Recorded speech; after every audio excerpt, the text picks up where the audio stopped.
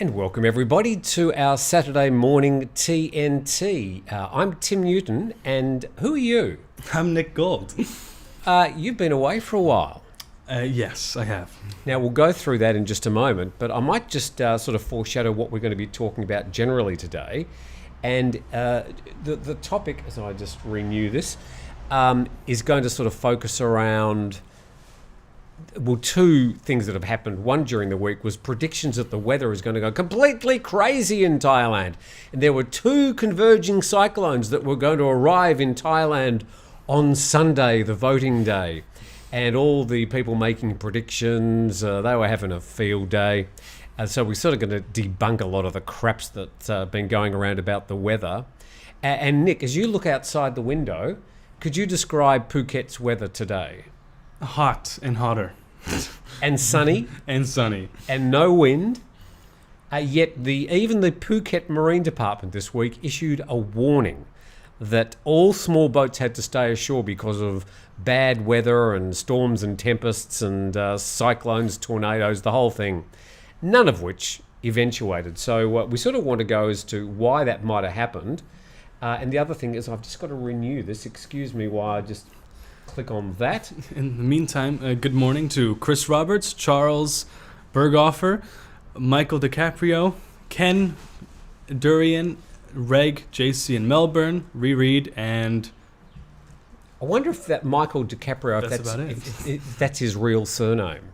It's spelled differently. It's not D-I, it's D-E. Oh, okay. DiCaprio. So you don't know anybody from Leonardo's family.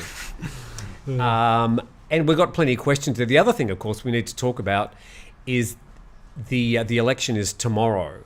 So this is the first election we've had in Thailand. Oh, I've got cats running around.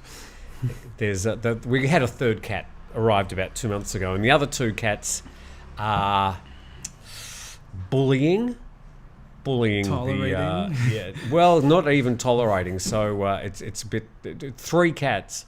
I've decided it doesn't quite work. I suppose it could have worked. Anyway, we'll move on.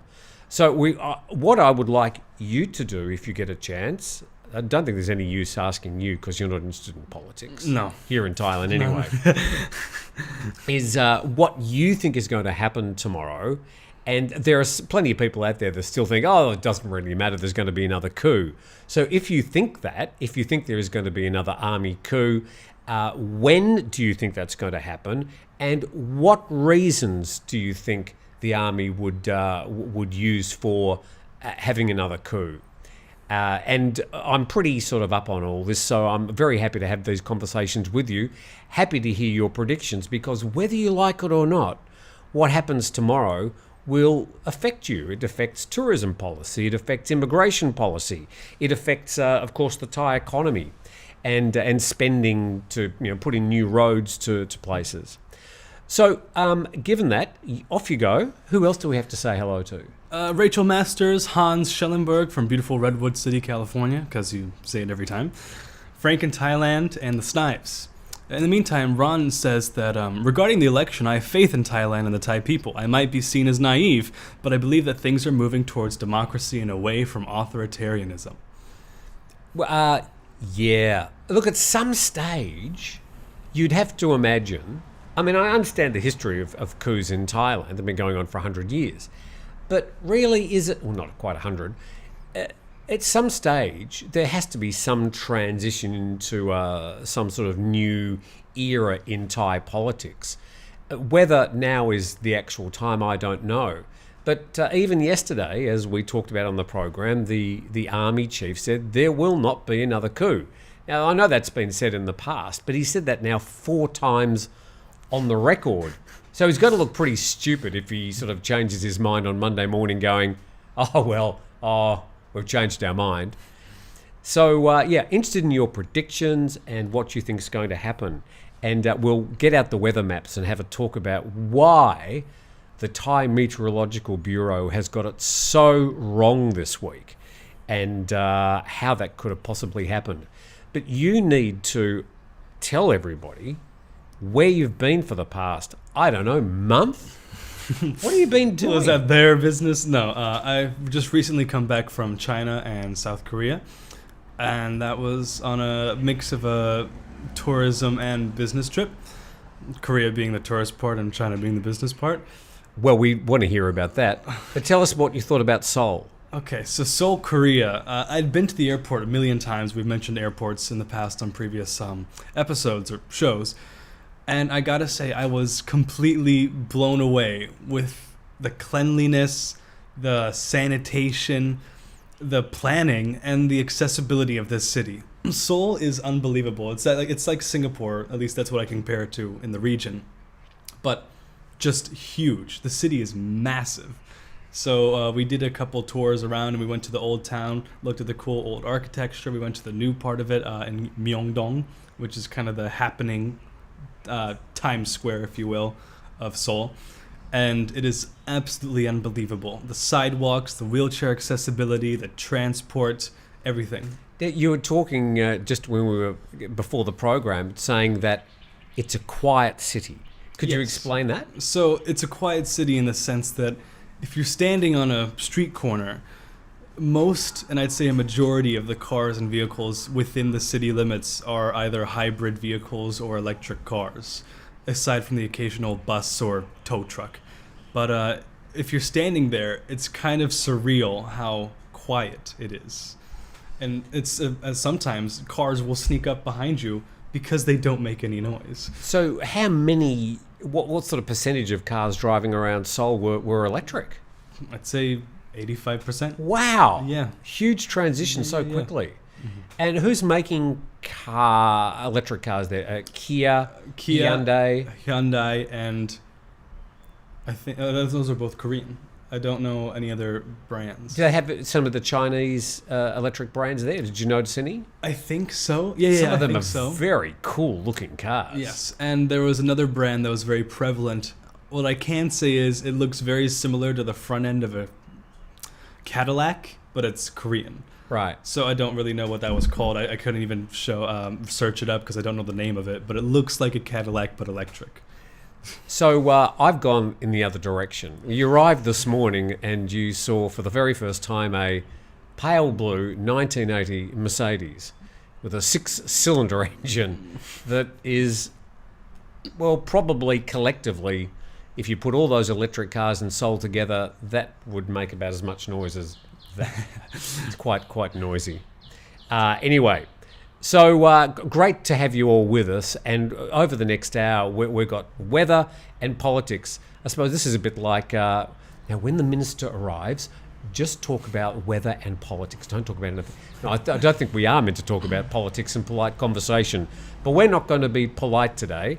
Tell us, we went from South Korea to China. Yes. And which part of China did you go to? So we flew into Shanghai from Korea, and then after that took the train. You and your father? Yes. After that took the subway or transit to Kunshan and Suzhou.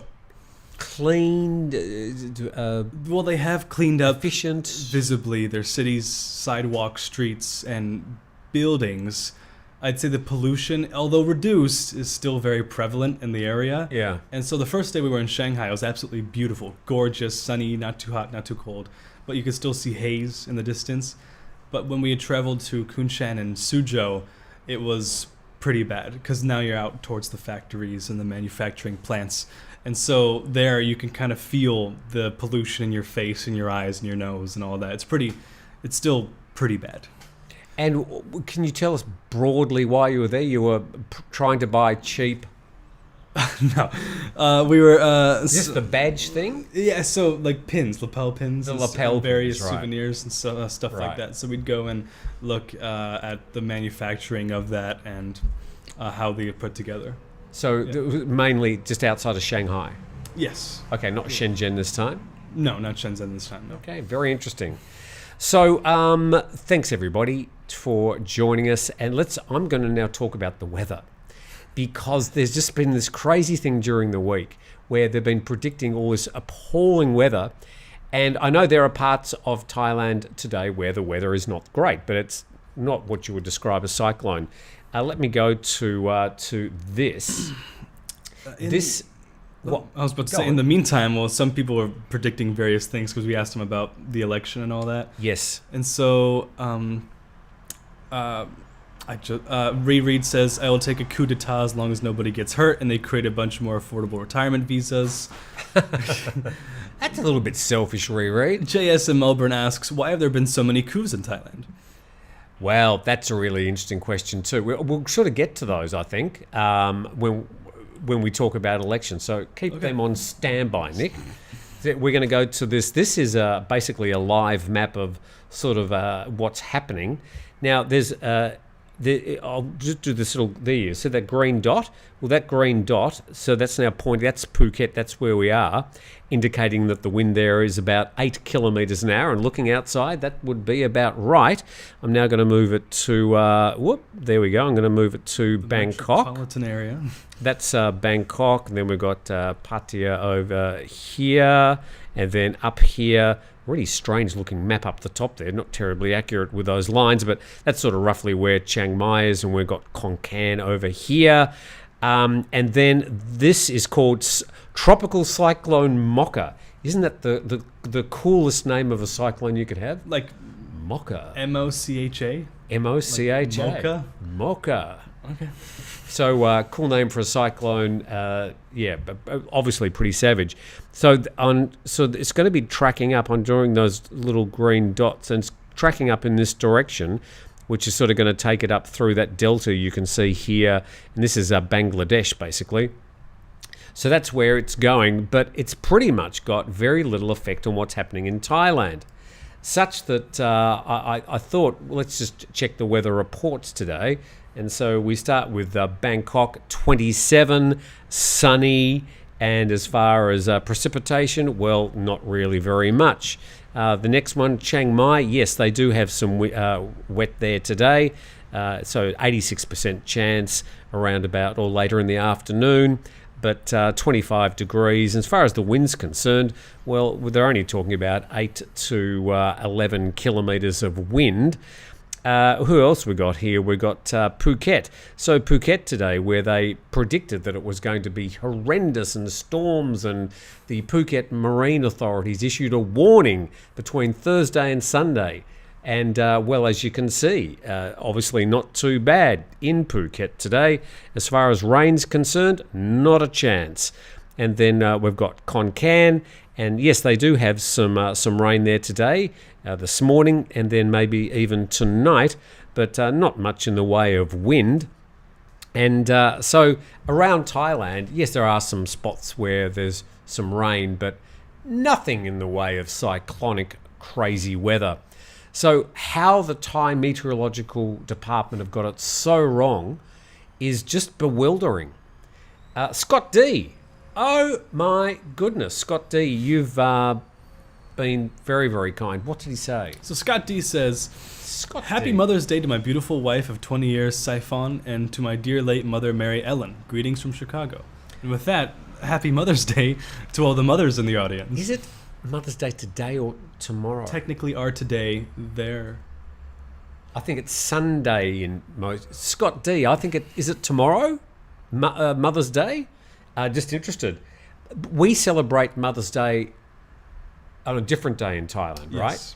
Is it the new Queen's birthday? The last one. Or is it the It's Queen His Sirikit? Majesty's, Rama IX's Right. wife. The Queen Mother Sirikit. It's Yes. her It's birthday. her day, her birthday. Which is in, what, July or August or something? I don't know that one. We can't remember. But yes, we don't celebrate the Western Mother's Day in Father's Thailand, Day is also different. That's on the 5th of December. which is King Bhumibol Adulyadej's birthday. Yes. So it's all very complicated. But yeah, for Scott D, congratulations on spending all that time, 20 years with Siphon, and to his dear late mother, Mary Ellen. Great mothers. And yes, my mother dearly departed. Your mother she's a Thai lady, Yes, she is. and we're going to talk about what you're doing in the future a little bit later in the program. And your mother will be fretting. She'll be a bit worried. Yes. So back to the political conspiracies. In the Okay. chat. So, yeah, we've talked about the weather, so let's have a talk about politics. So, Ron Luzier, I think that's... I'm sorry about your name. He says, why does the military get to appoint all of the 250 senators? Question mark. Okay, so in 2017, if you don't like politics, by the way, you're probably going to be bored sideways. Although if you ask a question about anything, we'll address it. But look, there is an election. It only happens once every 4 years, so we are going to be spending a bit of time talking about it, particularly for those people that are living here in Thailand or love Thailand. I mean, this is an important event, and we need to take stock of what's happening. So in 2017, they came out with a constitution, and the idea was that the NCPO, which is the National Committee for Peace and Order or something, they nominated 250 senators, which fills the entire upper house of Thailand. The lower house of Thailand, the House of Representatives, has 500 MPs, and they're all elected. But the 250 senators, they're all hand-picked. They're all sort of, ex-army flunkies, friends of Prayut, etc., etc. And pretty much they decided in the last election who would become the next Prime Minister. Even now, they still retain that right. So the way that they elect a Prime Minister is there's a joint sitting of both houses of Parliament. So you've got the 250 senators and you've got the 500 MPs, 750. So whoever gets 375 plus one will become the next Prime Minister. And so with all those senators voting for a Prime Minister, it's basically their call. Now, the situation we've got leading up to tomorrow is that the polls show that the two progressive parties, the Thai Party and the Move Forward Party, could get, maybe, adding a few other sort of independent and smaller parties in there, they could form a coalition with 375 MPs, Nice. which would pretty much say to the Senate, stay out of it. We're going to choose the Prime Minister. They would call the shots. So that is obviously the target of these progressive parties, to get that 375 out of the 500 MPs. It's a pretty tall order. But why did they do it? Well, the army basically said, we're going to have a constitution, but it's going to favour the army and the conservative side of politics. And so the progressives are sort of starting behind the eight ball. These guys are doing a sort of a 100-metre sprint, but they're already 50 metres down the road. So for the progressives to win the election and get a high number of seats really is pretty phenomenal. Now, if the army don't get their way, the question is, will they have another coup? I've sort of predicted that they won't, but a lot of people disagree with me. But hopefully that answers the question. It's the NCPO came up with this stacked upper house, and that's why we've come up with it. Now, to get rid of that, they'd have to have another constitution. And so the senators would sort of have to vote themselves out of a job. Be a pretty cushy job. They get to wear their silk shirts. They turn up, I don't know, once a month, put their hand up, And walk out. and go home. It's a pretty cushy job. John Swift also mentions, I guess in reference to the Korea trip, how many Thais are traveling abroad now, and is that 1,000 baht departure tax by the government going to stop them from leaving? I have not heard anything about a 1,000 baht departure tax. Okay, there was a survey that the Revenue Department were constitutionally required to do, which was asking people about a new departure tax. So people assumed, there's going to be a new departure tax. But it was only going to be for Thais or for resident foreigners. Mm-hmm. It wasn't for foreign tourists. So if you're getting all lemon-lipped about having to pay the extra departure tax, it probably doesn't concern you. But the Revenue Department came out and said the next day, it's just a survey, there will not be another departure tax. Also, the way the survey is going is everybody's saying, no, we don't like that, so it's not going to happen. There is already a 700 baht departure tax that you've been paying for a couple of decades, and you probably forgot about that. So everybody pays that. Thais, foreigners, anybody who leaves Thailand on a international flight pays a 700 baht departure tax. You've paid it because you've just been overseas. Mm-hmm. And I dare say when you were in Seoul in China, they probably had either arrival or departure taxes. A lot of countries have these taxes. So there won't be an additional departure tax. And as far as Thais worrying about the 700 baht departure tax, most of them probably don't even know that it's included in their airline ticket. So I don't think it's going to stop Thais travelling. I don't think so either, because on our flight back from China to Bangkok, there were plenty of Thai people on the flight as well. Yeah, and Ben Hayes speaks out talking about the House of Lords in the UK. They're not elected either. They're basically all sort of nominated and all get the job as an inheritance. So there are some upper houses of parliament in countries where the people don't vote. And some people see that as like a protection, that sort of provides some stability. In Australia, we do have elected senators, but in other countries they don't. So to get rid of this rump of army conservative senators, there'd have to be a new constitution. I'm not sure if that's going to happen anytime soon. Alpha Bravo mentions, is it true that certain colors are not allowed to be worn on the day of the election? I don't know about that. I don't know about that either. I think if you're walking in with a bright red shirt or a bright yellow shirt, there might be a few. But I mean, I don't know about that. I don't think there's any laws about wearing particular colours. You're probably not allowed to walk in with your. In fact, I think it is a law that you can't go to an election booth with one of your political shirts. Oh, okay. So the logos all over the place. Oh, we should remind people. Nick's family owns the Stoned Crab Pub. Now tonight, this is it's just the Stone Crab Pub. Right, good. News pending, but it will be it won't be closed tonight. You'll be serving food. Yes, food, because today is a non-alcohol day. Yes, from 6 o'clock tonight. Yes, is an alcohol ban. Yes, until 6 o'clock tomorrow night. No, tomorrow night. Oh, yes. Okay, 24 hours. Okay. So 24-hour alcohol ban because the election from 6 o'clock tonight. So things like if you go to Bangla Road or you go to Walking Street or you go to Soy Cowboy, I would say it's going to be pretty dark tonight. There still will be food service available, and there will be a party on Sunday evening at 6 p.m. because that is when the ban is lifted. So come on down. It is in. I'm going to say Naiharn now. Naiharn on Stroke Rawai. Yeah, on Soi Sayuan, and you can also find it on Google Maps and whatnot.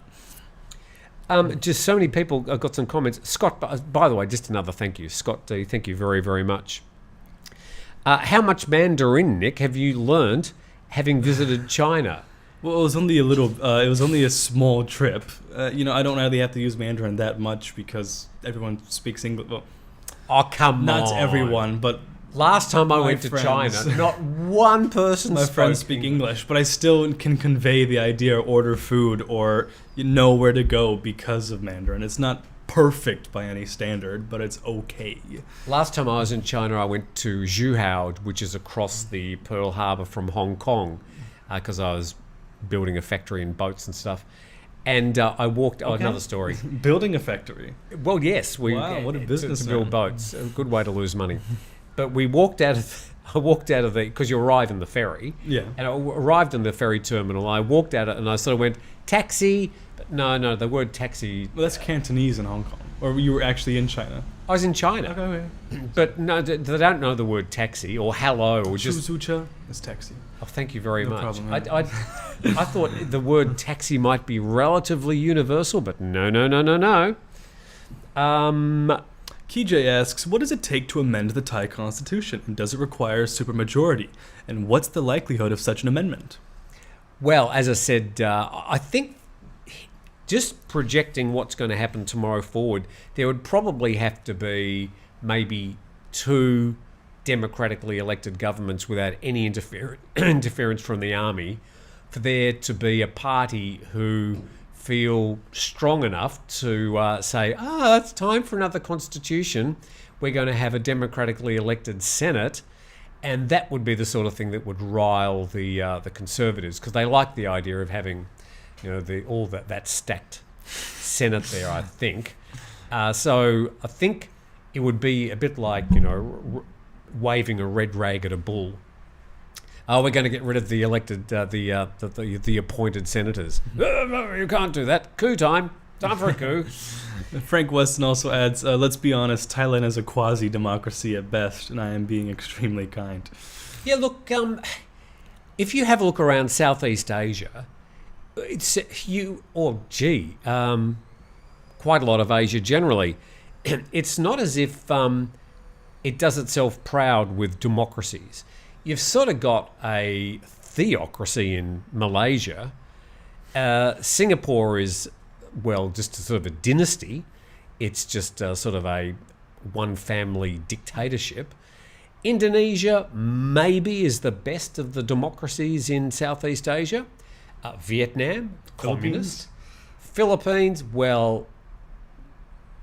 I think... Again, it's sort of got its own version of democracy. Myanmar's a basket case. Vietnam's communist. Laos is communist. Who else we got? Cambodia. Dictatorship. Hun Sen there. So, I mean, I don't think Southeast Asia does well with democracies. But it's all very well to criticise Asia from outside, but these countries are sovereign nations, and they're entitled to have whatever political system works for them. And it's not as if... works. In italics. But point to any democracy in the world that is functioning absolutely perfectly. I mean, democracies are hard work. Mm-hmm. Giving everybody a say is hard work. And then trying to sort of cobble together all those opinions. I mean, I know that's the idea, that's the ideal, but it is hard work. It means meetings, it means consultation, it means having to put up with a compromise at some stage. But in Thailand, I don't ever drive around thinking I'm living in a dictatorship or an army-controlled sort of... like an absolute monarchy. You don't feel that way. No. Look, and when it comes to the role of the head of state here in Thailand, it's quite a different situation than it was when, even before the last election, and then back to the coup when we had Rama 9 on the throne. Mm-hmm. Quite a different situation these days. A lot of younger voters are now going to the polls, millions of them, and they have quite a different attitude towards the head of state and the future role. And I think that all these things are just showing that there is some sort of evolution happening here in Thailand. And it is evolving from what has been to what it's going to be in the future. I don't exactly know what that is. Somebody asked me, I'm not sure if you can find it, if I was a red shirt or a yellow shirt. Yes, that was way up in the program now. I don't favour any particular outcome because I don't have any skin in the game. It's because you're an anarchist. I'm not an anarchist. God. I'm, where I come from, I have political affiliations, but I can't transfer those here, of course. And I like the idea of greater... That's a very mature way of looking at it, yeah. Well, I have... I would like to see Thailand sort of evolve. I'd like to see more democracy rather than less. It's very easy, though, to say, well, gee, over the last 9 years in Thailand, when we've had Prayut banging his hand on the lectern at media conferences, that Thailand has had a period of relative stability. So there would be those people who say the situation has sort of worked quite well for Thailand, a benign dictatorship, if you might like.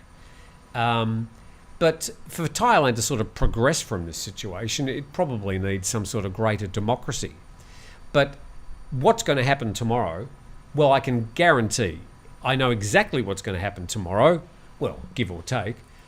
Per Thai will get around about 200 MPs. Mm-hmm. The Move Forward Party will get around about 100 MPs. So, give or take, I mean, this is really round numbers, they're going to have already a big majority, some 300 seats out of 500. Now then, it's sort of everybody else, but it's that everybody else that's going to colour what's going to happen. So, the role of Prayut Chan-o-cha in the future is going to depend on whether his party gets, I don't know, they're going to have to get more than 20 MPs in the parliament for him to be even given the slightest chance of returning as Prime Minister. I think you can pretty much guarantee he's not going to return as Prime Minister. The Palang Pracharat Party and Prawit Wongsuwon, I think they are the current coalition. I think they're just out the back door. The Democrats, I think, will perform very poorly. They used to be such a big force in Thai politics. I think they're now irrelevant. And then you've got the Pumjai Thai Party, which is led by Anatin Charvirakun, who was the author of the decriminalisation of cannabis. Now, he's been polling 2 to 3% for the past 3 months. I suspect he's probably going to do much better in the polls. His party might get up to 50 votes. He got around about, I think, 51 votes in the past, in the 2019 election. So his role, he could have that kingmaker role again because his 50 MPs could tip one coalition over all the other. He doesn't care. He just wants to become the next Prime Minister. So he'll throw his votes behind the far right or the far left. He doesn't care. He'll just put his party wherever it's most politically expedient for him to do so. Now, if his party and he don't get much of a vote, then I think you can kiss the whole cannabis thing goodbye. All the parties, except for Pumjai Thai, all the parties have said I think just about all of them have said they would retain the idea of medicinal cannabis. But recreational use will be finishing. All the retail stores, they'll be shut down, illegal. I think you can pretty much guarantee that's what's going to happen. But it's up to the Thais to decide how that's going to happen. If they want to keep all the cannabis shops open, then they're going to have to give Pumjai Thai probably at least 100 MP seats. I can't see that happening. And if the polls over the past 3 months were reflected, then he's probably only going to get 10 or 20 MPs in the parliament. But I think you'll find he'll do better than that tomorrow. Just my predictions. I could be wildly wrong. I have no idea who any of those people are. Anyway, good for you. JS Melbourne says, Nick, do you need to vote? I think as an 18-year-old young male, I can, I think. Are you registered to vote? No, I'm not. I don't really care. Well, that's all right. I don't really care. I'm one of those intellectuals that think, yeah, I'm just too good for that, man. No, but like I don't even know anything about. There's no politics. compulsory voting in Thailand, but I think they're saying that last weekend when they had the pre-polling, that some 80% of they're predicting about 80% turnout, which is pretty good. I think in the US where they don't have compulsory voting, it's not compulsory. Somebody would be able to tell me they get what 60, 65%, or is it higher? Where I come from, it's compulsory voting, and you get fined if you don't. Yes, you get fined if you don't vote. Wow, it's your democratic choice. You must vote. So that's the situation. Okay, so yeah, any more predictions? As long as Tim's multicolored shirt, he sits on the fence. Well, I don't have any skin in the game. I can't vote, so it's not important for me to have any. I'll just report what's happening. But if the Conservatives get back in, if the progressive parties get back in, I wish them all well. I would like to see some sort of greater move towards democracy, but beyond that, I don't really have any skin in the game. So it's no use me having an opinion on who I would like to win, other than to say that I can sort of make predictions about who I think will, because that's sort of my job. Art Dewsbury says it's not just more democracy that Thailand needs, it's accountability within institutions, transparency, open justice, regulations, effective state bodies. They all take centuries to develop.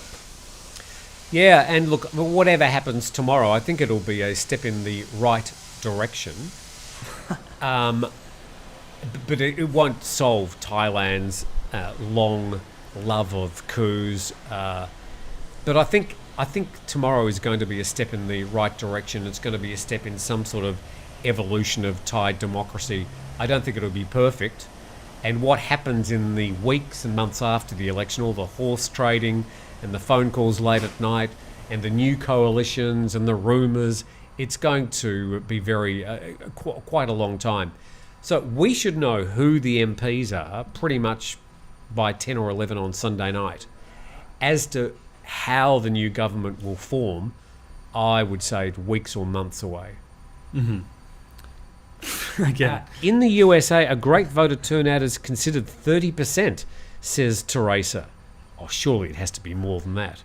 AJF, yes, we do have to vote. He's from Australia. Remember, all the independent parties and all that in the States get 5%. Right. Yeah, so I mean, if it were to be a multiple party system and it was more of that, 30% is okay.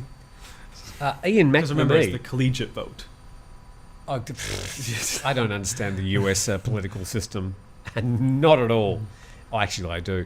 Ian McNamee said, nice looking mixer, Tim. Yes, the mixer is on show today.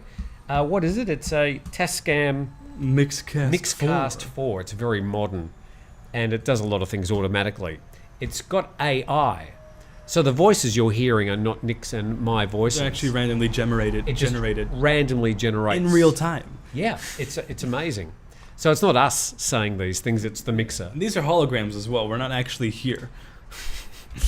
I could do with a hologram.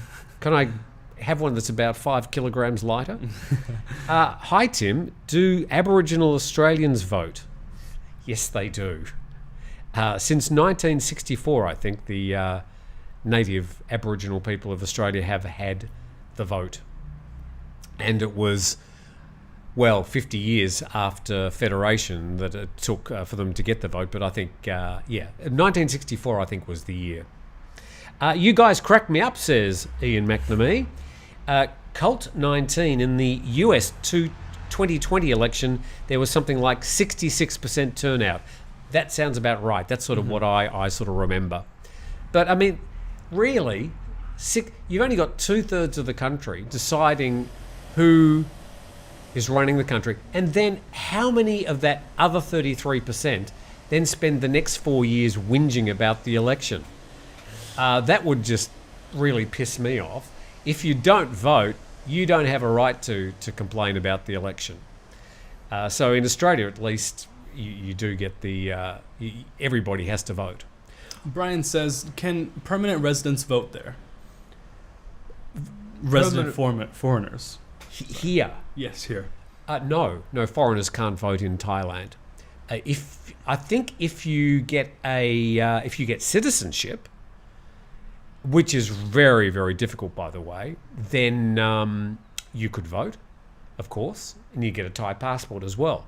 But no, foreigners, even permanent resident foreigners, can't vote. I mean, I do pay taxes here. Would I vote if I could? Probably. But I can't, so end of story. You made my day, says Scott D. Last week it felt like 2 degrees Celsius.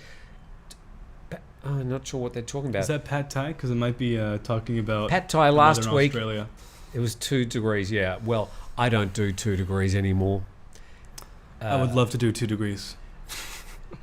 Well, just briefly, while people sort of... we're after your predictions as to who is going to win the election. And if you think there's going to be a military coup following this election, I want you to tell us when you think that might happen and why you think it might happen. And I want something better than, because the army want it. There's going to have to be some trigger for them to say, well, we're going to have a coup because there's civil unrest or because we don't like the colour of Patongtan Shinawat's dress or something. So I think we need to, give us a proper reason. But while they're coming up with those answers, Nick, this is your last program. Yes, it is. Okay, so you're off to, and it's not because I've sacked him, by the way. I'm being fired like Tucker Carlson, except I actually get a last show. Yes, you get to sort of tell your viewers. Oh, well, that's a story in itself. But you're leaving the country. I am leaving the country. I'm going to greener pastures. So you're off to Berlin next week? Yes. And what are you going to do in Berlin? I will be attending a Scorpions concert in Berlin at the Mercedes-Benz Arena. And after that, I will be using my Eurail pass, which is available to non-European residents and citizens to travel around the continent and go visit all my friends in various countries. Okay, and you're doing this by yourself? Yes, well, I'll be with my parents for in Berlin when we go to the concert and all that. But then after that, I will be leaving. Your father is going to a Scorpions concert? Yes.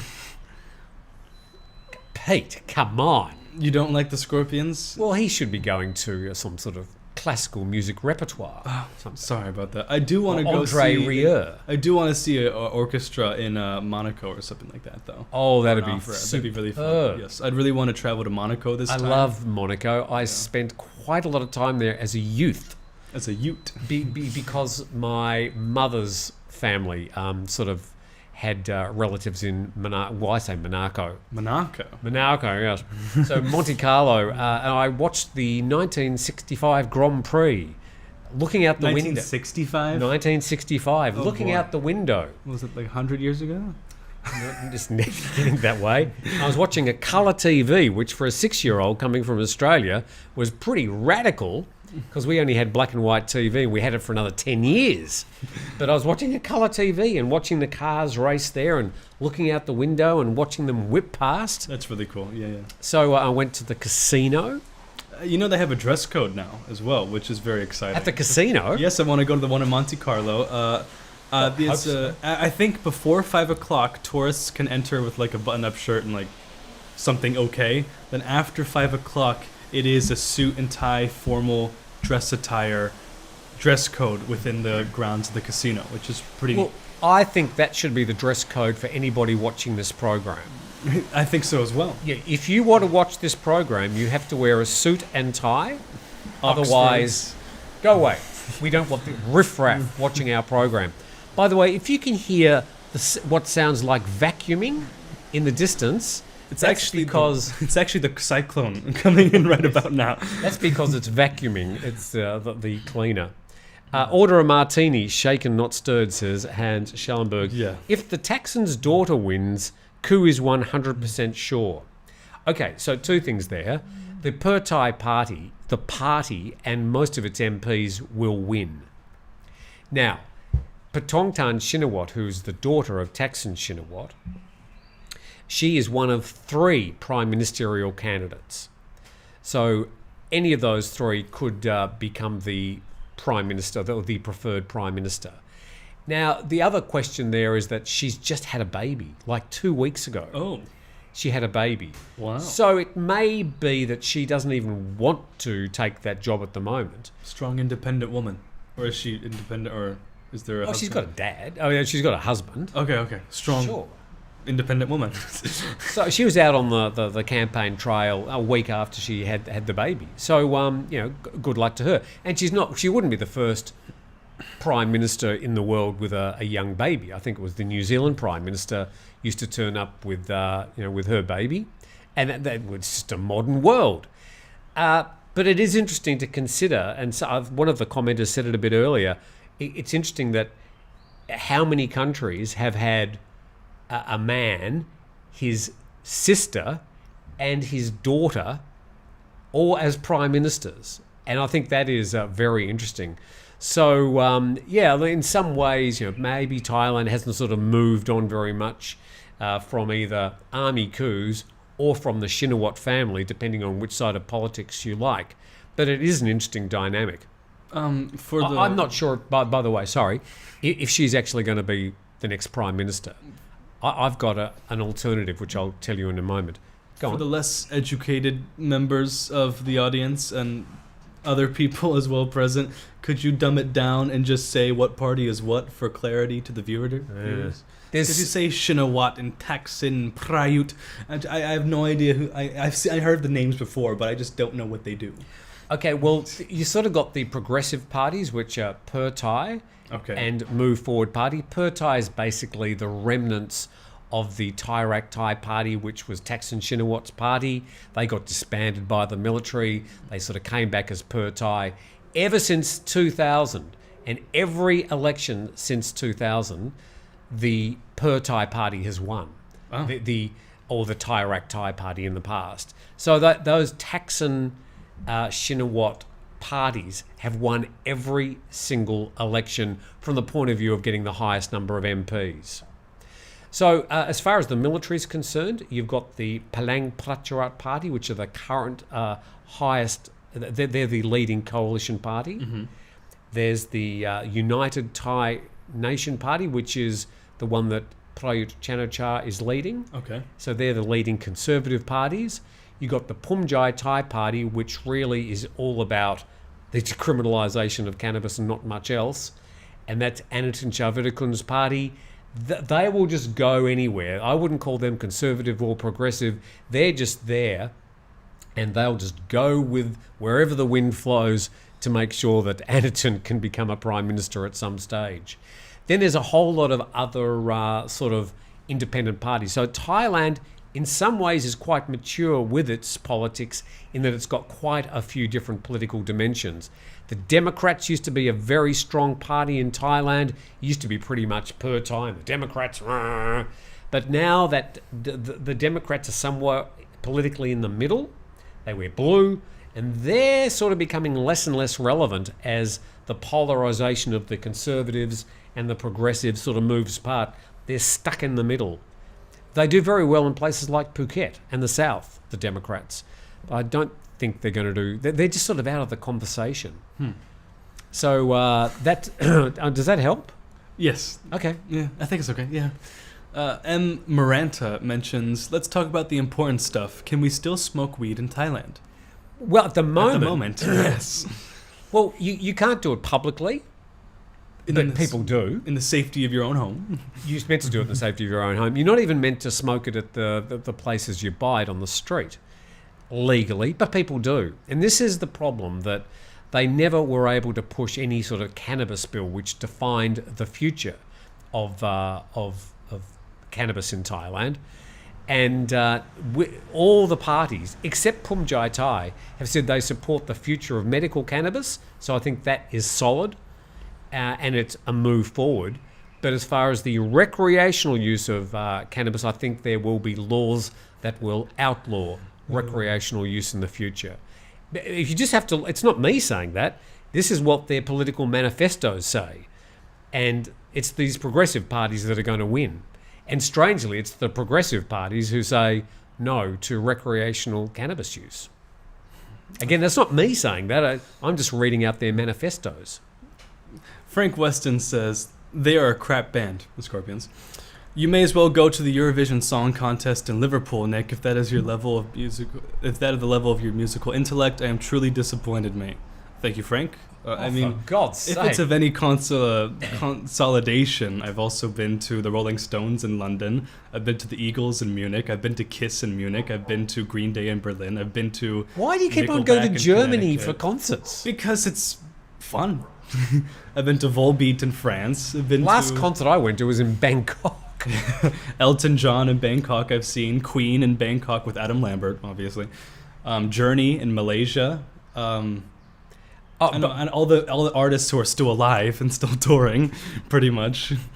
By the way, Christine Crossling, hi Tim, any chance you could send me details of your eye surgeon for my husband, Dr. Captain, at the Bangkok Hospital, Phuket, the Bright Eyes Eye Centre. Bright Eyes Centre. Your father went there the other day. Yes, he did, yeah. Right. To just an appointment, yeah. To see Dr. Captain. To see Dr. Captain at the Bangkok Hospital, Phuket. So let me say, the big vote tomorrow, for me, is who's going to win Eurovision. because it's the finals on Saturday night Liverpool time. It's being held in Liverpool this year because the winners last year, Ukraine. There's some reason they can't have the Eurovision Song Contest there this year. Can't think what that would be. But anyway, I've been watching it. I've watched the first semi-final and I've watched the second semi-final last night. And who are the contenders? What countries? There's all these European countries, plus Australia. Oh, yes, yeah, they are participating this year. Yes, Australia got in. They're in the finals. Israel, wow, I think they could be another European country, apparently. So they're actually very, very strong this year. So for me, the big vote tomorrow is going to be the European Song Contest. And let me tell you, I love it. So if you think the Eurovision Song Contest is crap, then I'm sorry about that, but I love it. It's trashy. It's showy, it's tacky. It's yeah. But and it's at the same time the presentation is astonishing. I mean, you watch things like the Emmys and the Oscars and these big shows, they are nothing in presentation compared to Eurovision. It is whoever does the production design and sets up the staging, every year it's just amazing. I watch it. I thoroughly enjoy it. Croatia this year, I should have set up some clips. It looks like they're about to go to Ukraine to sort out stuff there. It ends up with this guy with rockets and it's bizarre. But it's all that bizarre stuff that I really love about Eurovision. And it's when they sort of get the folksy stuff out and they sing in their national language, you go, oh, this is just glorious. Mm-hmm. You know, places like Estonia and Azerbaijan. Yeah. But Azerbaijan, isn't it? Yeah, well, that's in Europe. I don't know if I'd consider Azerbaijan European. Well, Australia's not in Europe, Israel is it? As well. Is Israel really European? It's same with Israel. But for whatever historic reasons, I mean, Australia's been doing it for about 10 years now. And they always get in the finals and they always get in the top 5 or so. The Europeans, they love the Australians being in there. I don't know. There must be some reason. Samuel Carr mentions, yes, but you haven't seen Jimi Hendrix, and some of us have. Died at 27, I believe. I don't think I was around. No, I don't think. Yeah, I don't think he was that old. My bad. I didn't see him when I could. Now, same thing with Tom Petty. Same thing with Glenn Frey. You know, I'm sorry, Led Zeppelin isn't touring anymore. I wonder what happened. So I think we should probably say, if you don't agree with our musical tastes, that's okay. That's okay. Yeah, there's a lot of different music around and people have different musical tastes. My musical taste would absolutely horrify people out there. But it brings me pleasure. So I'm not going to be twisting my musical tastes just to suit you. Grumpy Old Man episode about Eurovision tomorrow, says Ben. Well, we've actually recorded the Grumpy Old Men program for tomorrow already. Steve being an American, most Americans have got no idea about the Eurovision Song Contest. Same with Thai people. I've invited over the years. I usually have a Eurovision party, not having it this year for all sorts of reasons. But we invite some Thai friends and they come and they go, what is this?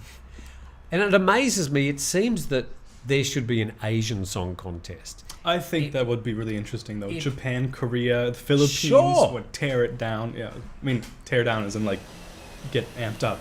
Well, yeah, because they all sing. Yeah, exactly. There'd be 20 million contestants. Yes. South Korea would win, though, with K-pop, wouldn't they? Yes. But I'd love to see an Asian Song Contest in the same style as Eurovision. And, of course, half the show is the performing, but the really fun part is the voting. And all this European country hates that one, so they don't get any votes, and none of them like the UK, so the UK doesn't get any votes. And like Turkey and Greece or something like that. Oh, it's so much fun. I just love it, love it. Does Tim stan any K-pop groups? KJ, yes. A couple of K-pop groups I love, and I continue to really enjoy K-pop. And it's okay, I think. That's my opinion. It's okay. Sure, and your opinion's okay. I'm not sure many K-pops perform in Berlin, so that you won't see them. Mamma Mia, here we go again, says Nonghua. So, yes. Well, ABBA. they won in 1974 in Eurovision with the song Waterloo, and that launched ABBA. Celine Dion, Celine Dion was in Eurovision? she started her career in Eurovision. That's where she sort of got her start. And there's been some others. I miss my King Ramanine very much. He was our Thai father, says Pat Thai. Yes, look, a lot of people... I suppose anytime there's an election, people would sort of look back at the past and sort of hope for the old Thailand. But Thailand, like a lot of other countries, is moving forward, and the affection for King Ramanine will continue for a long time, I'm sure. Eurovision, you missed out, is fixed as well. Oh, no. How could you say that? Can you ban him? Get rid of him. He's not allowed on anymore. Pierre-Andre von Eriks says, Nick, if you like astonishing shows, you have to try a Rammstein concert. I've heard that they're absolutely unbelievable, and I love mosh pits. They are amazing. Like, just getting bashed around and leaving with bruises and black eyes. I think it's great. Right. But, yeah, I think Rammstein's a little bit too much for me. I don't really listen to their stuff. I would go to, like, a Slipknot concert or something like that, or a Metallica concert, where I do know the songs, and I would attend that. Or the festival. There's a whole bunch of cool festivals to go to. So we have the Grumpy Old Men program with me and Steve every Sunday, but the real grumpy old man is Ian McNamee, and he says K-pop equals manufactured. I think it's because Ian McNamee listens to Cello Suite No. 2. And there's nothing wrong with that. I do too. Fugue in D minor. You would find very, very, very, very, very few music outfits these days that aren't manufactured. And it bothers me not how the bands come together, although their backstories can often be very interesting. But I like what I'm seeing, and it doesn't particularly interest me if they're manufactured or not. But things that look at the music business has changed as well. But okay, I do like some of the K-pop. Look out, Cliff, says Ian McNamee. What's Cliff said? Do we have to find what Cliff said? Unless it's like Miles Davis or something like that, then I can understand the difference in music taste. Because jazz is really nice. I do like jazz. And I love some of the... And there's some really good young jazz musicians who are still plying the trade. And let's hope that genre of music continues because, yeah, it is sort of fairly raw and organic. I love good jazz. Some really good jazz... Where's the best jazz? The best jazz I've seen in the world, oh God, this will sound very parochial, was back in Melbourne. Had a really good jazz scene. I would have placed a bet on New Orleans and New York, but okay. I was going to say that I went to you? New Orleans and I thought I'm going to sample the jazz scene, but it was very touristy. And to go and see the jazz was very expensive, and there's meals and drinks, and it's not sort of an organic jazz scene. But yeah, Melbourne had a really, and I don't know, maybe still does, have a really good jazz scene. Ken says the Monkees were a manufactured band. Did you ever watch the TV show? Oh yeah, when it was out? I love the Monkees. They were very, very manufactured. I think only one of them left now, Mickey Dolenz. Mickey, I think that was his name, the drummer. He's the only one left standing, I think. Oh.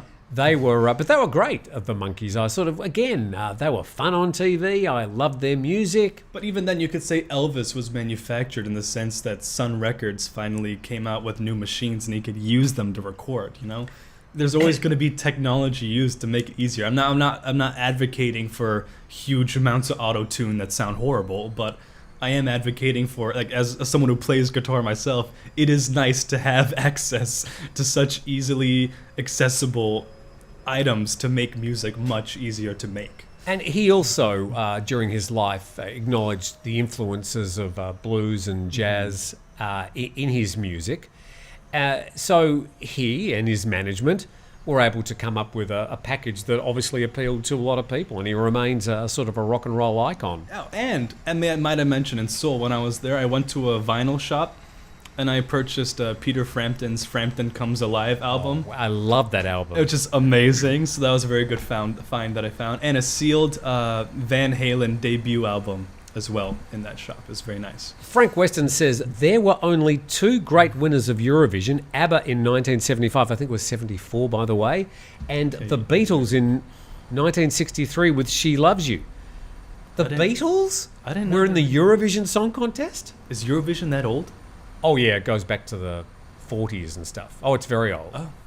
But Who was the winner of the 1940s Eurovision contest? I don't know. I think the song Quando Quando came from Eurovision as well.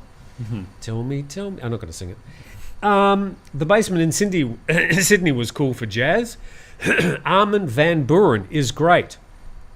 Now, Armin van Buuren, isn't he one of these sort of DJs who mix other people's Van music? Buren, like the president? No, Armin van Buuren. I think he's a famous DJ. We're not really I'm up. not really into. We're not with the DJs DJ scene. I'm sorry, Shane Traveller. Like Grandmaster Flash. That's about it. Are you televising the election like in Auskun, Tim? Oh, now that's an interesting thought. I could get a few computers going and see. It's all going to be in Thai though. So No. what is this? They want me to do like an election count on Sunday night. Oh god. No, then you had to put it up on the stream and all that, and have the website that runs it into it. Actually, you might be able to do it. I could do it if I'd thought about it and sort of given 24 hours. I don't think I can cobble it together. I'd have to have some Thai people who could be translating it live for me, what's going on. But what I can promise you, on Monday morning, I'll have all the numbers for the election. I Blues promise. Trekker, thank you for the $10, says, of course I am in a constant search for blues venues worldwide. What's his name? Blues Trekker. Blues Trekker, thank you very much. And Blues Trekker, tell us, and thank you very much for the donation, where do you think the best blues and jazz is in the world? Tell us, please. Because I'm sort of betting, Nick, that Thailand's not going to be in there. I wouldn't bet it against it too. Yeah. I'm gonna say that he's gonna say like some small town in Tennessee. Frighten the crap out of me. That's the cyclone coming, Nick. Watch out. Just flew over a bowl of flowers. I like the Monty Python style election coverage. Yes, it's a famous Monty Python clip. Long before your time. Really? Berlin, I would say, says Ian McNamee. Antoine says, Tim, you could give live commentary. I think I've already said. On the Eurovision Song Festival. Yeah, on Monday morning, no doubt I'll be talking about the winner of Eurovision. I think Ukraine's just going to win it again for sort of obvious And reasons. Pad Thai mentions Kun Tim for PM, please. Well, I can't run for Prime Minister of Thailand. I wouldn't run for Prime Minister in my own country. However, if Australia ever becomes a republic, I think that's on the cards. I think I'd make a very good president. Of Australia? Yes. I could arrive back, because it wouldn't be an elected position in Australia. It would be a titular role. And you'd sort of, you'd plant trees and open kindergartens and things. But I could, open a couple museums with a big pair of scissors. Sure. Yeah. I think I would be perfect for the role. After 20 years in Thailand, I could arrive back in my country, sort of, back from exile. And I could ride in on a kangaroo and say, How very Australian. I'm here to With be a your boonie president. hat on, and cargo shorts with the socks pulled up in your full Crocodile Dundee outfit. Do you think the cleaner could be any noisier? Do you think she could possibly be any noisier? Pierre Andre von Ax says, Frank, you forgot Celine Dion in 1988 for Switzerland. So She's it was Swiss? Swiss Canadian, French Canadian. She Swiss, did represent French, Canadian. She did represent Switzerland back in 1988. So a bit like the football players. They sort of they play for out of their country, teams out of their country. Work from home in Thailand. Why not? God bless Tim Trump, says Grunt Max. KJ says someone used DALL-E to generate an image of President Tim Newton on a kangaroo. Tim says, now you're sounding like Dame Edna. Did you ever did you know the name Dame Edna? Edna Everage? No. That's a sort of a comedy act that's passed you by. Well, the man behind Dame Edna, Barry Humphries, very sadly died last month. Oh, 89 years see that old. on your Facebook, yeah, but I don't know who that is. An astonishing comedic talent. I'm more of like a Rod Sterling kind of guy. The Twilight Zone. No, he didn't write science fiction shows. No, it's maybe not Rod Sterling. What's his name? The guy who narrates it in the beginning of every episode. In the Twilight Zone. Are we talking about the same thing? Like, What's- the old black and white TV show. What's that got to do with the death of Barry Humphries? Well, I'm just talking about, you said it's passed you by, but I'm too busy watching the Twilight Zone. I like okay, it. so I think it's quite cool. Barry Humphries was the author of 3 main characters: Dame Edna Everage, Let's see if I even got this right. Sir Les Patterson, and Sandy Stone. And Yeah. well, what's Rod Serling got to do with? Well, Barry you just said it Humphries? passed me by or whatever, and I'm too busy watching stuff that passed you by. Oh no, I loved the Twilight Zone. I watched all the episodes of the Twilight Zone. But no, Barry Humphries has got nothing to do with the Twilight Zone. An unknown. Anyway, Barry Humphries, sadly missed, was the greatest comedic talent of my generation, in my opinion, and sadly missed. So everybody's talking about Rod Serling. I win the masses. I like Benny Hill comedy, says Kerry Summers. Benny Hill, I don't know how Benny Hill would sort of fare these days.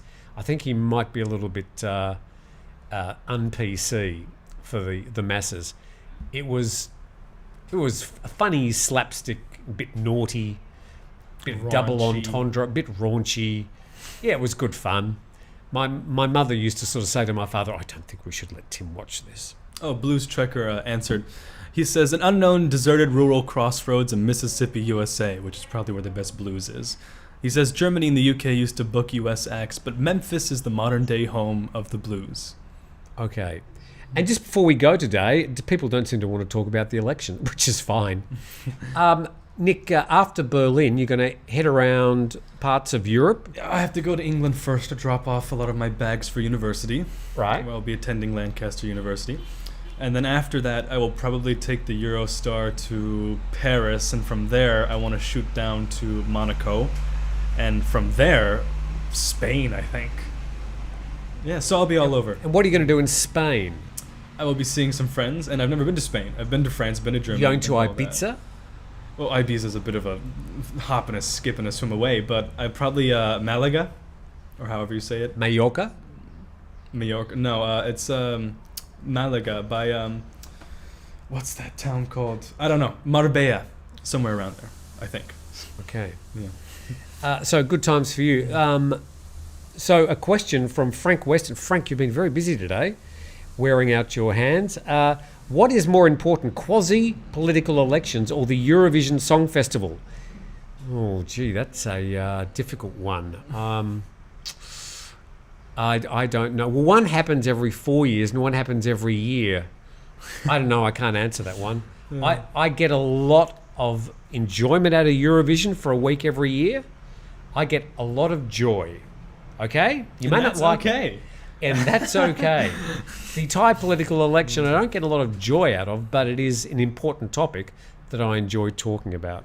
Nick, will you be visiting fucking Austria? That is a town in Austria, yeah. Oh. Ian McNamee says, methinks Nick has rich parents. So it's actually me who's paid for the flight and the train tickets, and I use my own credit card, and I work, and make a living like a responsible young man. So, do you win? But that's okay. Nangusao, before we go. Malaga has nude beaches, apparently, says Ian McNamee. Oh, are you going to be getting your gear off on a beach? I don't think I would do that. No, I'm not really. I see Nick doing that I'm somehow. not really into that hippie stuff. Nangusao asks, how expensive are the domestic flights from Phuket to Udon That's a bit out of the... sorry? I'm willing How to much say- are domestic flights from Phuket to Udon Thani? I'd say it's in the $50 realm, because that's kind of the price for a Bangkok flight.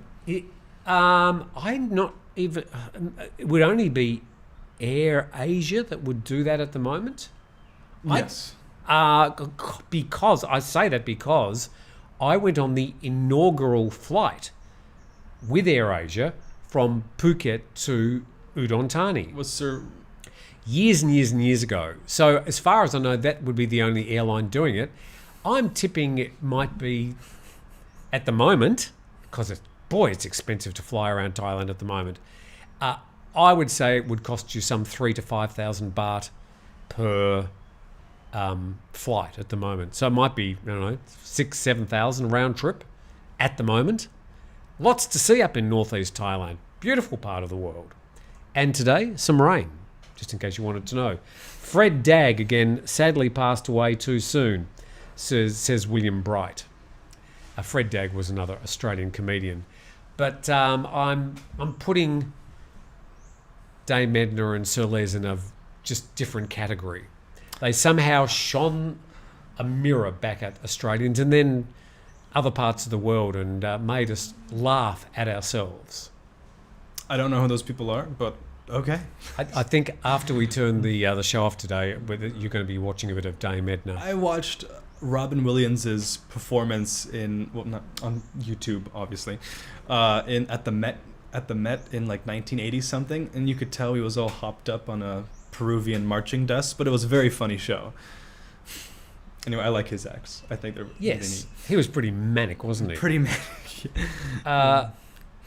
Okay, so Granada is amazing, not too far away from Malaga, where Picasso lived, by the way. I do want to visit Thanks, Andorra, I believe. It's in between the border of France and Spain.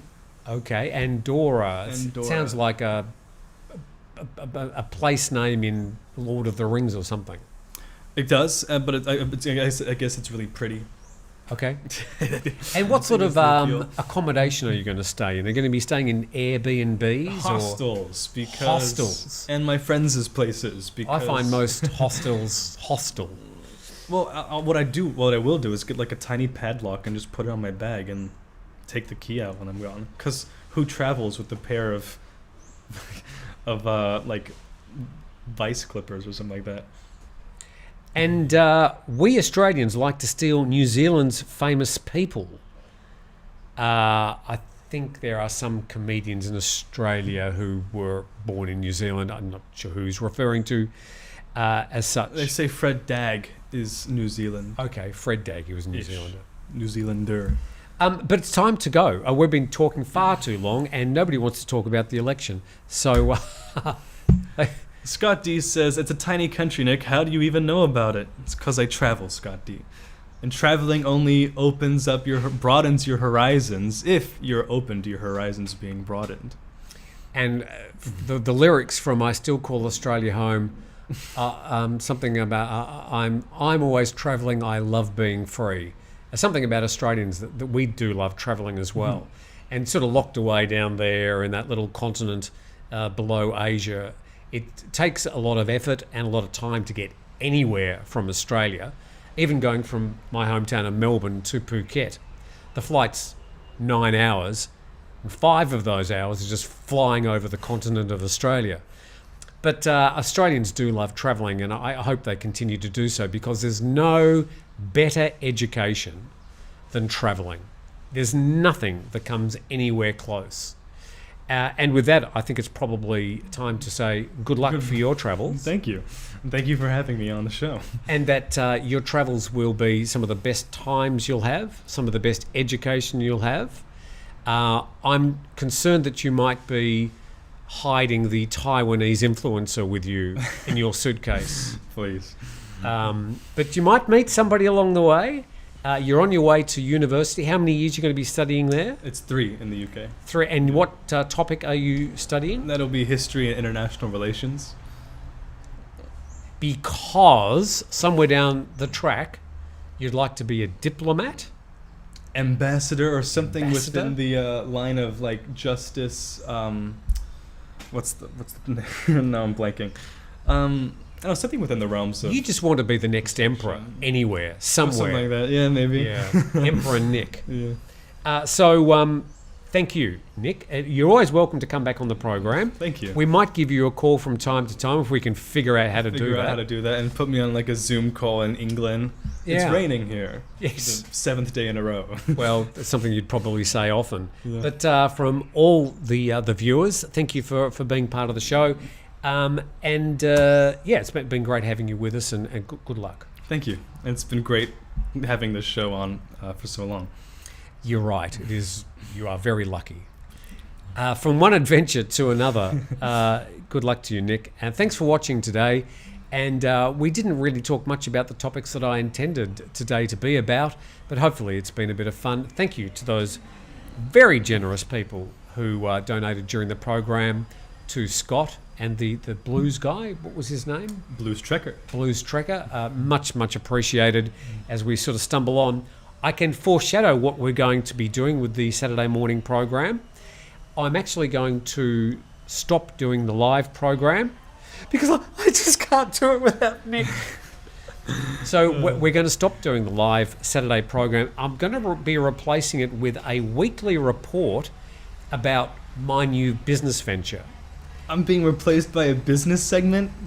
No, not quite. You're being replaced by a sort of a weekly vlog about my next business venture. All right. And unlike a lot of these Netflix, home makeovers or hotel makeover programs, they sort of gather all the stuff together, and they know the end result before they even start editing the program. This one's going to be the opposite way around. You're going to see all the problems, all the mistakes happening in sort of weekly real time as we lead up to our opening date, which is at the moment aiming for September. So it's going to be quite an interesting journey. You're going to learn about doing business in Thailand, registering companies, how to run a hotel. There's Thai tradespeople, Thai time. There are so many aspects. Buying things in Thailand, buying furniture. Monkeys stole my equipment. And the place has got a beautiful view, and at the back behind us is this huge, dense jungle. So we could be kidnapped by tigers, elephants, giraffes, marauding beavers. I don't know. Anything could happen. So that's going to be sort of what we've got coming up in the next 2 or 3 months on Saturday mornings. Thanks. Time to say goodbye. Yeah, I think this is Nick Gold. It's been a pleasure, and now I'm signing off. And you're going to finish by doing your final song? No. Time to say goodbye. Thanks everybody for watching. Hopefully you've enjoyed the program. I realise we didn't talk about anything to do. We got the news and the weather out of the way, which was... We did get the news and the weather. That'll be a very sad day not to have the live program. Well, Michael, it's just that the problem with the live program is basically we get the same 200 or 300 people every week. And I adore you, and I love you, and it's been great doing it. And probably for the next couple of weeks we might still do a bit of a live program. But, we need to sort of expand our audience, expand the channel a bit. And we've just kicked over 21,000 subscribers. Thank you. And we sort of want to, like the Thai electoral system, we want to evolve the channel a little bit. And I think you'll find this journey will be quite interesting, because I'm absolutely sure there's going to be shitloads of mistakes. Okay. See you later. See you guys.